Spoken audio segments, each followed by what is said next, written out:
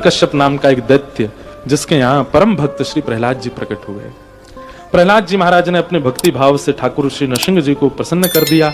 एक दिन खंभ भेदन किया और वहां से भगवान नृसिंह का रूप प्रकट हुआ। नृसिंह भगवान ने हिरण्यकश्यप का वध किया। अनेक देवी देवताओं ने स्तुति गाई पर उनका क्रोध शांत नहीं हुआ। तब श्री प्रहलाद जी महाराज ने बस 2 शब्द कहे सन्मुख जाकर के। प्रहलाद जी कह रहे हैं, भगवान मैं आपकी किस मुंह से आराधना करूं? मैं तो अत्यंत अपवित्र दैत्य कुल में जन्मा हूं, मैं तो आपका स्पर्श भी नहीं कर सकता, आपके स्पर्श का भी अधिकार मुझको नहीं है। एक तो मैं ऐसे कुल में जन्मा कि मुझे आपके स्पर्श का अधिकार नहीं, दूसरी बात मैं छोटा सा बालक, लच्छेदार वाणी नहीं है मेरी जो मैं ब्रह्मा की तरह, इंद्र की तरह, अन्य अन्य भक्तों की तरह आपकी स्तुति गाऊं। तोतला बोलता हूं, मैं तो छोटा सा हूं, अभी कैसे आपकी स्तुति गाऊं? पर नाथ आप कहेंगे, जब तू ये जानता था कि तू दैत्य कुल में जन्मा है, तू छोटा है, मेरी प्राप्ति में बाधा बनेगी, तो फिर मैंने भजन क्यों किया? क्योंकि मैंने गजेंद्र मोक्ष की कथा सुनी है।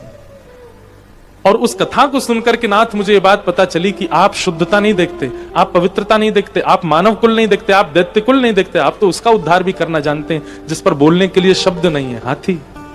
आप तो उसका उद्धार करने जाते हैं जो मानव जाति में जन्म नहीं लिया है।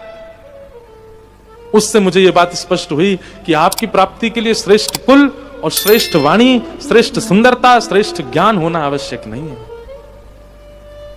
बस आपका होना आवश्यक है। वो व्यक्ति आपका हो जाए, फिर सारी बेड़ियां तोड़ करके आप उससे मिलने के आते हो। केवल इस विश्वास से मैंने आपको भजा है। प्रहलाद जी के मुख से जैसे ये बातें सुनी, नृसिंह भगवान तो अपना क्रोध भूल गए, दौड़ करके गए और प्रहलाद को अपने अंक में भर लिया। और अंक में भरने के बाद अपनी गोद में बैठा करके जीभ से चाटने लगे, अपना सर, अपना वरद हस्त प्रहलाद के सिर पर रखने लगे, बार बार अपने अंक में भरने लगे प्रहलाद को।